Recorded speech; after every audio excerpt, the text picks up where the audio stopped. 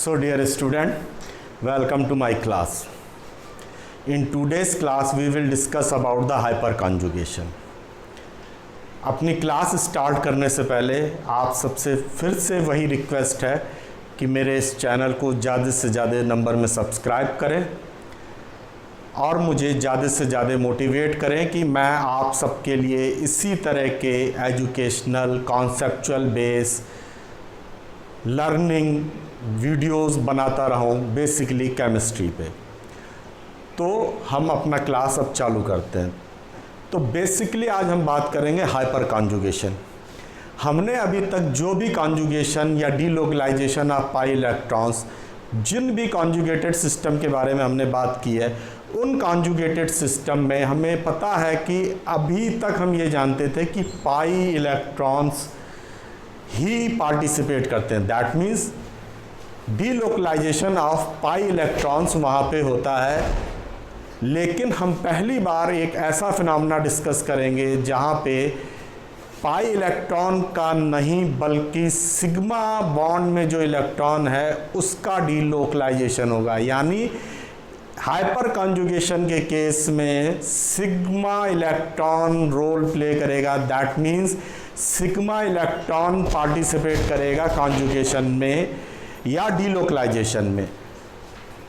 तो बेसिकली ये एक ऐसा सिस्टम है कॉन्जुगेशन का जो कुछ सर्टेन कंडीशन अगर फुलफिल होती हैं तो हाइपर कॉन्जुगेशन यानी सिग्मा बॉन्ड के डीलोकलाइजेशन को सपोर्ट करता है या उसको समझाता है। तो बेसिकली इसमें क्या है, इसकी बेसिक कंडीशन क्या है कि इसमें हमें एक ऐसा कार्बन एटम चाहिए, एक carbon atom attach to at least one hydrogen. See look at here, एक ऐसा कार्बन एटम जो एक हाइड्रोजन से अटैच है और साथ साथ वो एक ऐसे एटम से भी अटैच है जो अनसैचुरेटेड है। यानी ये कार्बन, इसमें डबल बॉन्ड है यानी यहाँ अनसैचुरेशन है। या फिर ये कार्बन एटम एक ऐसे एटम से अटैच हो जाए जहाँ पे अनशेयर्ड ऑर्बिटल है। उस केस में क्या होता है कि हाइपर कंजुगेशन के लिए कैनोनिकल फॉर्म्स बनती हैं और वो शो होती हैं। तो हम इसको शो कर सकते हैं। हम इस दो फॉर्म्स हमारे पास रेजोनेटिंग स्ट्रक्चर या रेजोनेंस फॉर्म या लूस स्ट्रक्चर है। पहला हमारा ये है ही आर। अब इसमें क्या होता है कि बेसिकली ये जो बॉन्ड है ये बॉन्ड रिमूव होके यहाँ पे आ जाता है और ये बॉन्ड मूव कर जाता है यहाँ पे। तो रिजोनेटिंग स्ट्रक्चर में R C double bond C और जो ये आखिरी में सी है ये नेगेटिव चार्ज एक्वायर कर लेता है। और यहाँ पे जो H है, चूंकि इसने अपना इलेक्ट्रॉन पेयर इसी बॉन्ड को दे दिया, कार्बन को दे दिया या शिफ्ट हो गया, तो ये H प्लस हो जाता है, आयन बन जाता है हाइड्रोजन आयन। तो हम अगर यहाँ बहुत ध्यान से देखें तो हम क्या देख रहे हैं, हमें दिख रहा है कि इस कार्बन और इस हाइड्रोजन के बीच में किसी भी तरह का बॉन्ड एग्जिस्ट नहीं कर रहा। Not at all a bond exist in between this carbon and hydrogen, so there is no bond. In such case the hyperconjugation is also known as no bond resonance. तो ये जो phenomena hyper conjugation का है ये basically इसमें कोई bond ही नहीं exist करता, तो ये नो बॉन्ड रिजोनेंस को शो करता है। अब सवाल उठता है कि ये फिनोमेना क्यों आया, क्या कारण था। तो हमें पता है कि जो हमारा प्लस आई इफेक्ट है, यानी किससे डील करता है प्लस आई इफेक्ट, हम पहले डील कर चुके हैं कि कॉन्जुगेशन में जब सब्स्टिट्यूशन ग्रुप के अफेक्ट को इंडक्टिव अफेक्ट कहते हैं, ये एक चेन अफेक्ट है। तो आई इफेक्ट के बारे में हमें पता है कि ये जो इलेक्ट्रॉन डोनेटिंग ग्रुप को अगर हम ले लें तो टर्शरी एल्किल ग्रुप में जो होता है तो टर्शरी, उसके बाद आइसोप्रोपिल, फिर इथाइल, फिर मिथाइल, इस तरह से इसकी सीक्वेंसिंग चलती है। तो इलेक्ट्रॉन ऑफ जो ऑर्डर रिलीज है वो सबसे ज़्यादा पावरफुल कौन सा है? टर्शरी एल्काइल, उससे कम आइसो, उससे कम इथाइल और उससे कम मिथाइल। तो अब हम इसको रब करते हैं तो हम ये देखते हैं कि ये चीज़ हमें क्लियर है किससे? इंडक्टिव इफेक्ट से।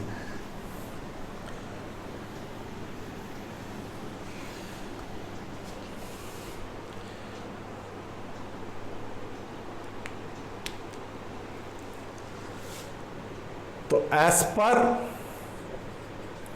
I plus effect, the order of electron release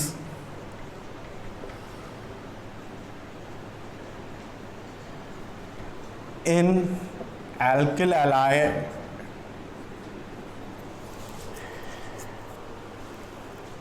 alkyl group क्या है? टर्शरी एल्किल,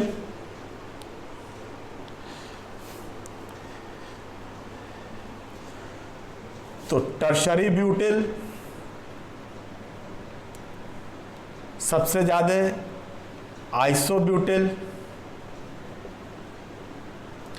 फिर इथाइल, मिथाइल में ये सबसे कम होगा प्लस इफेक्ट। तो हम इस चीज़ को देख रहे हैं कि सबसे ज़्यादा इफेक्ट इसका रेट ऑफ रिएक्शन पे भी इम्पैक्ट आएगा, यानी रिएक्शन रेट अलग होगा। नाथन एंड बेकर ने एक जब वो रेट रिएक्शन मैकेनिज्म को फॉलो कर रहे थे या उसको स्टडी कर रहे थे तो उन्होंने ये चीज़ देखी, जो ये बिहेवियर है, जो ये बिहेवियर प्रेडिक्टेबल था, जो अप्रूव्ड बिहेवियर था या जो पूरी तरह से ऑथेंटिक था, उसके अगेंस्ट में कुछ हुआ। तो बेसिकली नाथन एंड बेकर ने क्या देखा? तो नाथन और बेकर ने देखा कि जो हमारा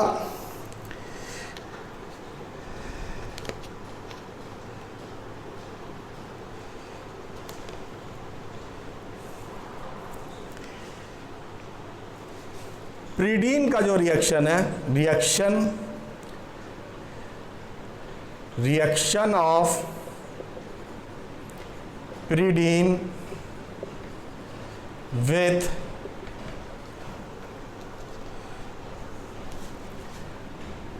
para substituted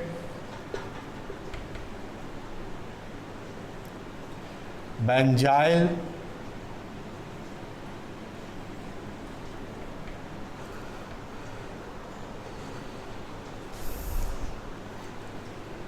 ब्रोमाइड।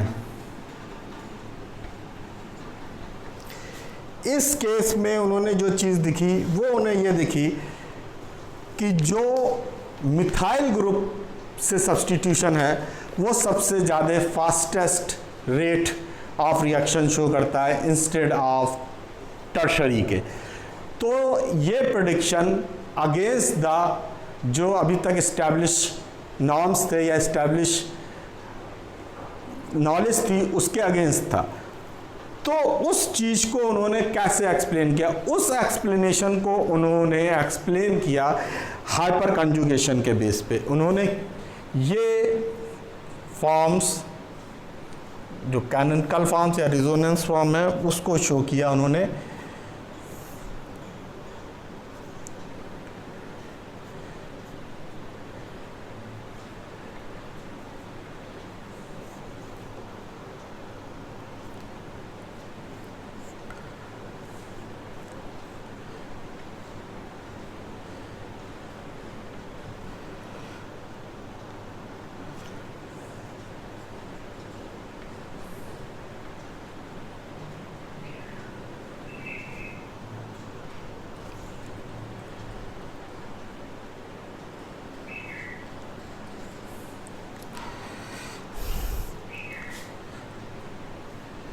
ये डिफरेंट स्ट्रक्चर इसके हम ड्रॉ कर सकते हैं।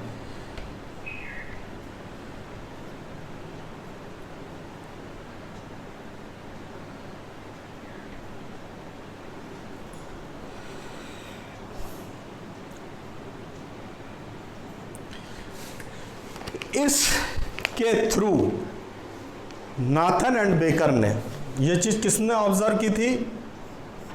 Nathan and baker. उसको इन्होंने जो एट्रीब्यूट किया वो हाइपर कॉन्जुगेशन के बेस पे उन्होंने एट्रीब्यूट किया, और उसके बेस पे उन्होंने बताया कि ये मैकेनिज़्म हम समझा सकते हैं।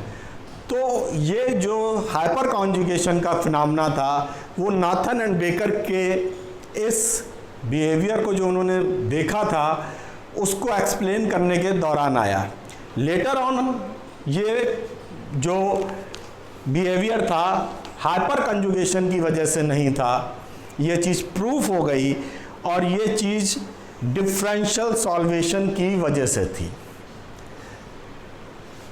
तो इस पे एक तरह की टोटल कंसेंसस नहीं बन पाई, लेकिन टिल डेट आज भी ये चीज़ को एक्सेप्ट किया जाता है कि ग्राउंड स्टेट में कोई भी अभी ऐसा एविडेंस हमारे पास अवेलेबल नहीं है जो ये सजेस्ट करे कि ग्राउंड स्टेट में हाइपर कॉन्जुगेशन होता है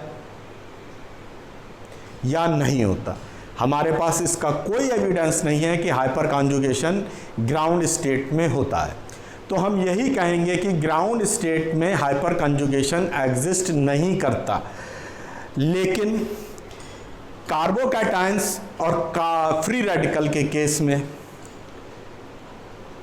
ये चीज़ मानी जाती है कि हाइपर कॉन्जुगेशन वहाँ एग्जिस्ट करता है। साथ साथ एक्साइटेड स्टेट में भी हाइपर कॉन्जुगेशन एग्जिस्ट करता है। वहाँ पे ये एक इम्पॉर्टेंट कॉन्सेप्ट है। तो जब कार्बोकैटायन और फ्री रेडिकल को डिस्कस करते हैं, ये टिपिकल कार्बन की स्पीशीज़ हैं जो बेसिकली सारे कार्बन जो हैं बाकी उनमें जो कार्बन की वैलेंसी है वो 4 होती है, लेकिन ये 4 हैं कार्बोकैटायंस, कार्बीन्स, कार्बोएनायंस एंड फ्री रेडिकल और रेडिकल। इनमें कार्बन की वैलेंसी 4 नहीं होती, 2 या 3 होती है, 2 और 3। तो इसमें कार्बोकैटायंस और फ्री रेडिकल और एक्साइटेड स्टेट में मॉलिक्यूल हाइपर कॉन्जुगेशन को शो करते हैं, और वहाँ पे ये एक इम्पॉर्टेंट फिनोमेना है स्पेशली कार्बोकैटायंस और फ्री रेडिकल में उनकी कई चीज़ों को एक्सप्लेन करने का। तो हमारा चैप्टर जो है आज का या ये सेशन यहीं पे अब हम एंड करेंगे।